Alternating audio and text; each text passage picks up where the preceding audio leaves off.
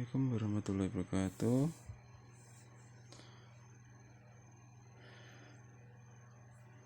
Kali ini saya akan mengajarkan tentang teknik informatika dan komunikasi TIK. Sebelum saya membahas tentang materi, jangan lupa absen dulu.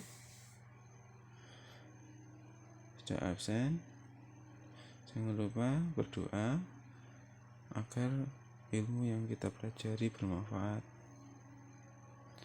Untuk kegiatan materi kali ini tentang teknologi informasi dan komunikasi TIK.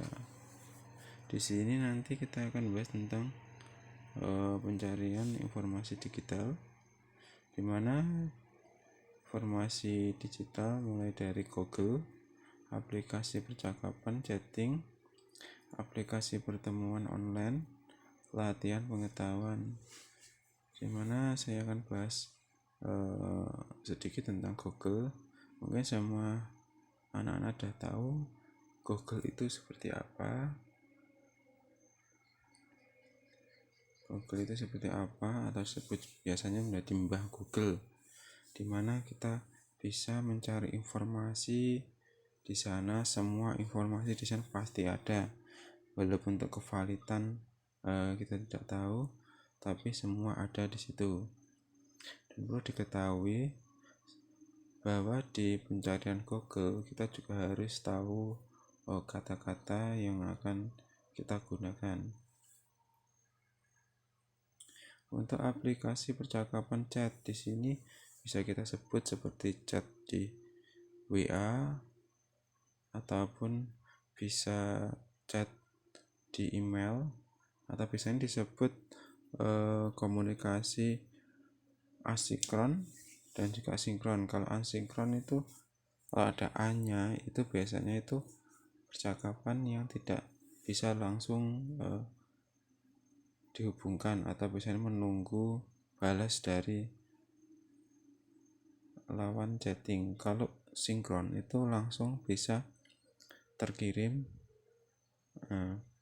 Di sini bedanya sama-sama terkirim, bedanya kalau sinkron itu biasanya itu langsung dibalas atau langsung bisa masuk.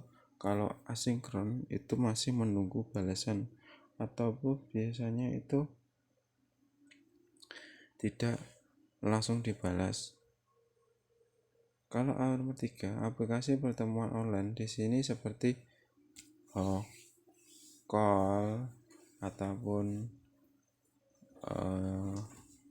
menggunakan video.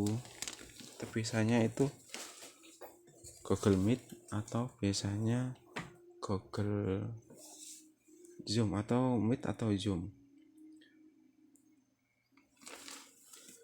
Langsung ke materi. Di sini materi di halaman 67. Dan nanti juga kita membahas aplikasi pengolahan kata. Pengolahan kata di sini ada fitur dasar Office Word, font dan paragraf. Di mana font itu sekilas anak-anak font itu biasanya itu jenis tulisan. Paragraf itu biasanya itu jenis paragrafnya, bisa paragraf kiri, left, paragraf kanan, right, tengah, center. Dimana terus untuk font itu mencari Bapak Ibu, mencari tulisan-tulisan. Caranya gimana? Biasanya di home font, ketik kata-kata terus enter, nanti akan mencari sendiri. Atau biasanya Ctrl F. Replace di sini, replace itu mengganti. Sebelum diganti kita cari dulu. Replace itu mencari secara otomatis, habis itu baru kita bisa ganti kata-kata tersebut.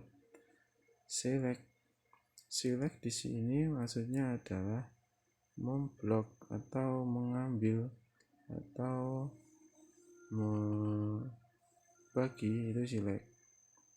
Dan editing, di mana editing di sini adalah proses penggantian suatu kata-kata, di mana pembantian suatu kata-kata di sini membuat kata-kata lama diubah menjadi baru, itu namanya editing. Kedua, fitur insert. Nah, insert di sini dijelaskan nanti seperti pembuatan tabel, menggabungkan sel, style tabel, warna-warna tabel, menyisipkan ilustrasi atau menyisipkan gambar, atau menyisipkan kotak. Gambar pun bisa gambar dari HP ataupun dari laptop PC ataupun bisa online. Yang kedua, B, untuk insert di sini insert gambar, insert chart, atau insert grafik. Terus C, memberikan header, footer, dan back number. Di header itu biasanya di atas, kalau footer itu di bawah, kayak tulisan 1, 2, 3 ya, itu. Atau back number. Nah, di situ nanti di back number itu ada header juga dan footer, dimana header dan footer itu wajib digunakan biasanya itu untuk makalah ataupun untuk pembuatan buku.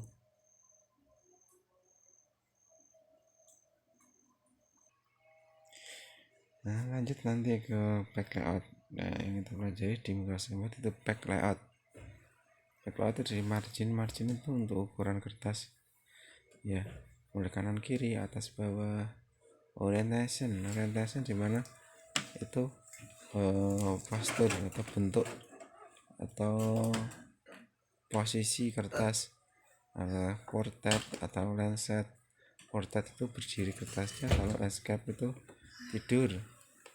Size, dimana size ini ada ukuran A4, F4 ataupun apapun. Kolom, dimana kolom biasanya itu kertas dibagi dua, seperti kalau kita tahu seperti buat buku, tapi biasanya itu makalah itu pakai kolom.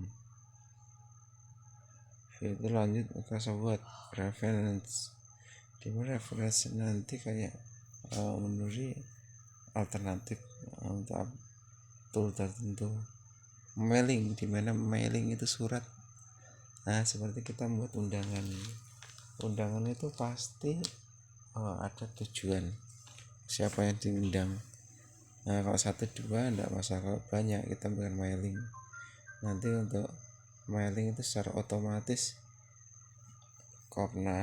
otomatis orang-orang yang kita kirim akan di situ nanti langsung ada otomatis ada namanya dengan mailing. Nah, kita bahas daftar isi dulu. Dimana daftar isi kita lanjut ke aplikasi pengolah angka. Di aplikasi pengolah angka nanti apa tuh yang dipelajari? Pertama, fitur dasar Office Excel, fitur autofill. Apa tuh autofill itu? Itu perintah yang digunakan secara otomatis dari rumus tanpa kita harus mengetik satu-satu, itu nanti akan otomatis autofill. B, access size. Dimana access size itu untuk pengaturan ukuran di Office Excel, atau biasanya ukuran X sama Y. C, format nomor atau biasanya bulletin numbering. D, grafik. Di Excel itu pasti ada menu grafik ya. Yang kedua, fitur lanjut Microsoft Excel formula. Di sini rumus formula itu dimulai dari sama dengan. B, fungsi umum, di mana fungsi umum di sini itu biasanya penggunaan and, or, rumus-rumus. Untuk fungsi ketiga, fungsi logika if, di mana fungsi logika if itu fungsi percabangan. Jika tidak dapat ini maka dia dapat itu, atau sebaliknya. Fungsi library, di mana fungsi library itu fungsi kumpulan atau perpus online, di mana bukan perpus buku ya, ini perpusnya Microsoft Excel. Dia akan mengalir menggunakan Microsoft Word. Word ini juga di sini maksudnya kenapa di menu Excel ada Word, karena itu semua Excel dan Word itu semua dalam satu office, bisa saling berhubungan.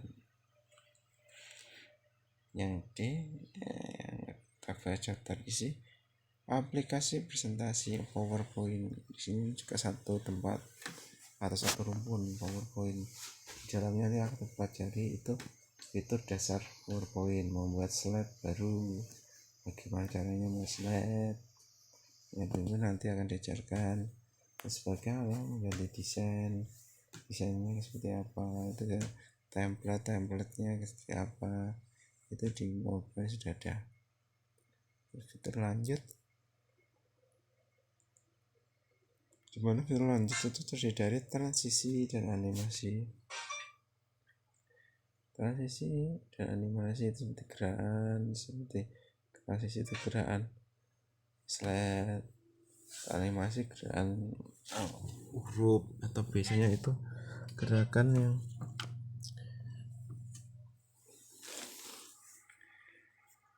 gerakan dari kata-kata, tulisan-tulisan itu pakai animasi. Hyperlink, di mana hyperlink itu adalah link atau penghubung, bisa dihubungkan kemanapun, Word atau Excel gitu. Slideshow itu tampilan atau presentasinya itu, kalau dikenal biasanya presentasi di sini PowerPoint atau pakai presentasi. Itu kalau nanti suruh presentasi oleh bapak ibu guru ataupun dalam bekerja itu pakai PowerPoint. Itu sudah standar, sudah bagus. Itu terkadang dengan kita bagaimana kita menghias PowerPoint kita agar lebih menarik. Print dan scan, nah dimana kita kerja besok itu mungkin kita kerja di kantor, orang kerja itu harus tahu namanya print dan scanner. Apa itu print itu digunakan untuk mencetak ya, dimana cetak apa ya, dokumen atau file-file penting. Untuk scanner, dimana scanner di sini itu ada alat yang digunakan untuk mengubah tulisan menjadi gambar, atau biasanya scan itu menyalin seperti menyalin sertifikat atau ijazah dari kertas disalin ke file, atau ini buat mengirim tugas atau biasanya buat data kita. Aplikasi fotografi atau videografi, definisi fotografi di sini seperti mengedit foto, itu di sini. Videografi itu cara teknik-teknik atau proses-proses buat video, itu nanti di sini. Tapi biasanya di sini tuh dibahas karena kita informasi, kita dibahas dasarnya aja. Nah, itu untuk aplikasi pengolah kata. Sekarang kita menuju ke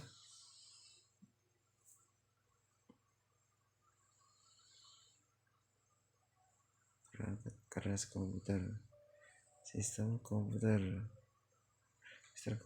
di mana sistem komputasi ini nanti terdiri dari perangkat komputer. Satu, komponen perangkat input apa atau komponen perangkat input ya, input itu seperti mouse, keyboard, recorder, itu input. Flash disk itu juga masih input. Sini nanti dijelaskan untuk keyboard apa atau fungsi keyboard. Saya untuk keyboard untuk mengetik ya, jangan lupa. Mouse, apa fungsi mouse?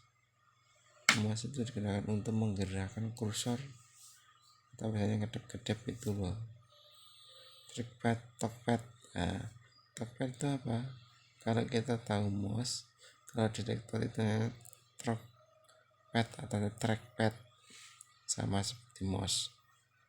Scanner ya seperti tadi, dengan print scanner itu untuk menyalin data hard atau data yang sudah dicetak menjadi file, itu scanner. Komponen perangkat output, tadi input dengan output itu keluaran, dimana seperti satu monitor itu keluarannya, printer itu juga keluarannya nanti itu kertas. Yang C, proyektor itu tampilan di depan. Misal kita mau melakukan presentasi, itu bisa pakai proyektor untuk membantu media yang kita gunakan. Speaker itu juga perangkat output, di mana speaker itu akan menghasilkan suara. Komponen perangkat proses, di apa saja tuh komponen perangkat proses. Nah, di sini Central Processing Unit, CPU, random access memory,